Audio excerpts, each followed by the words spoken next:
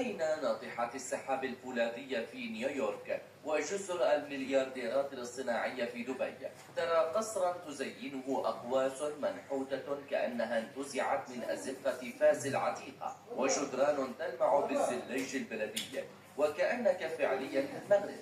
فما الذي يجعل أثرياء العالم يتهافتون على بناء رياضات مغربية في أكثر مناطق العالم حداثة؟ غريب، أليس كذلك؟ مشاهدينا، هل نحن أمام موضة عابرة أم أن هذه القصور تخفي وراءها ثورة عنوانها الانبهار بسحر المغرب لدرجة الهوس؟ الإجابة قد تكون أكثر إثارة مما تتصورون، فابقوا معنا للنهاية.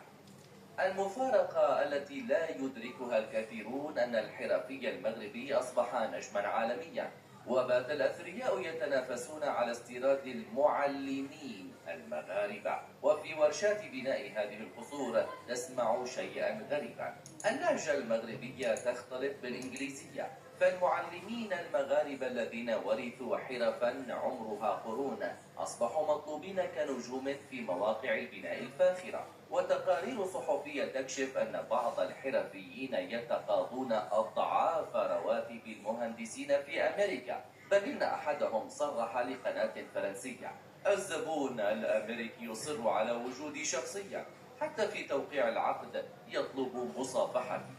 لكن الأكثر إثارة، بعض الأثرياء يذهبون إلى أبعد من ذلك، حيث نقلت فوربس الشرق الأوسط عن مليارديرة في دبي أنها استوردت 20 طنا من الطين المغربي لطلاء جدران منزلها، لأنها تؤمن أن له روحا لا توجد في المواد الحديثة. وحسب ما تعتقد فإنها لا تبني منزلا، بل تبني قطعة من التاريخ.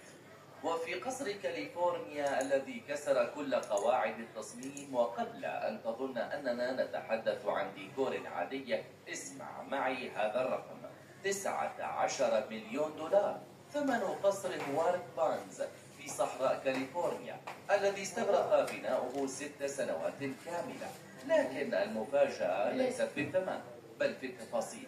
كل زاوية هنا صنعت بأنامل مغربية، من الزليج الفاسي إلى التابلاكت، تلك التقنية السحرية التي تحول الجدران والأسقف إلى سطح يشبه الحرير، مرورا بالأبواب الخشبية المنقوشة يدويا.